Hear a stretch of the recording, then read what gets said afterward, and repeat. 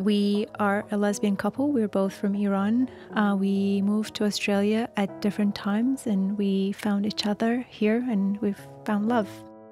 We have decided not to show our faces today because of possible ramifications back home, but we are very happy to have our stories heard. Homosexuality in Iran is punishable by law, which could include lashes, or it could be as extreme as death penalty. If you're living in Iran, you should be loyal to Islamic rules. So you can't be loyal to Islamic rules if you're gay. So it's very difficult to say and suggest that whoever is gay is going to be executed in Iran, because that is not quite true. And a lot of people are gay in Iran or queer in Iran, and I don't want to say that they're living freely, but they are creative. So they find ways to live their lives. But by law, it is considered a criminal act. Cultural suppression is that there are some harmful practices happening in Iran that if you're doing something haram, which is having sexual relationship with people outside of marriage or like having same-sex relationships, if your family members kill you, it is called honor killing. So it is still a crime, but they can get away with it, and it's praised by the community member that you washed away the sins from your family by killing a person inside of your family. It's also not uncommon. Most of the time, family is the primary sources for punishment. And in case of usually lesbians, it's forced marriage, that they force their girls to marry someone. It can be honor killing as well, but mostly it's like the first step is forced marriage. It didn't play on my mind because we're very privileged and aware of that. And we come from educated families, we live in bigger cities. The maximum that I could imagine from my parents and my family was that they just stopped loving me. That's it. That's the maximum. So I think for me, until I came to Australia for the first time in 2010 to do my master's, it was quite something which I was afraid to be. And I came out to my mom 4 months ago. It took me 10 years because I was very afraid of losing her. I even couldn't talk to her about that. I just wrote a letter and sent that as a message.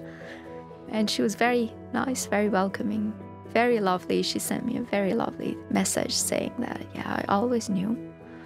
The most important day in my journey would have been the day that I decided that it's time. I'm coming out to my mum. And I FaceTimed my mum and I said, can we talk? She said, okay, what's happening? And I struggled for a bit.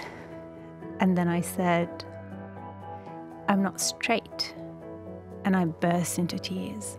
And then she smiled and she said, I am very happy for you. She said, I'm very happy that you have finally allowed yourself to be. And I think at that moment, the burden of the world was lifted off my shoulders.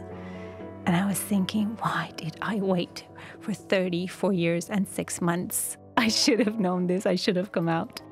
I think it's getting more and more rebellious among young people, and particularly young women in Iran, that I am in awe of their bravery, of what they are doing. Even right now in Iran, like the footages and videos that are coming out, even from high school girls, they are protesting, very, very rebellious protest.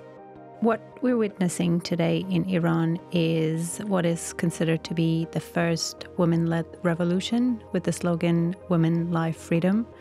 It started after the death of Jina Mahsa Amini, a Kurdish Iranian woman who was arrested by Marathi police in Iran because of inappropriate hijab, and she died in police custody.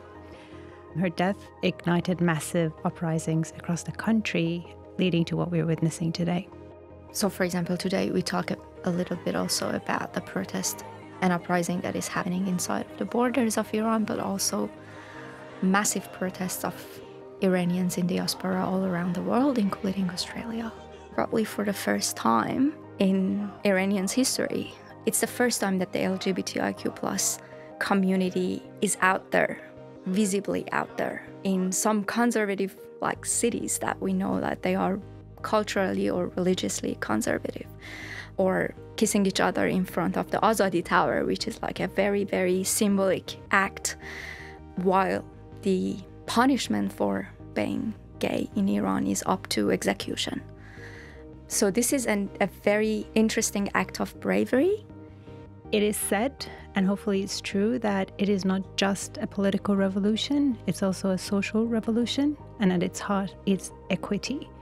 It has brought together voices from communities and people who have been historically marginalized and discriminated against in Iran, including ethnic minorities, women, and people from the LGBTQI+ community.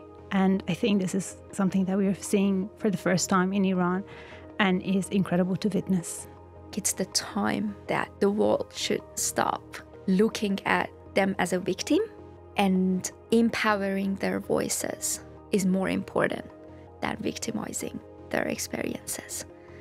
They are there, they are taking the risk, they are putting up the flags. It's because they want change. Other people's voices have allowed me to be the person I am today. And it has been through their advocacy, through their work, through their activism, that I can be proud of who I am. And I think that we have to continue this until everyone is in that position of being able to be proud.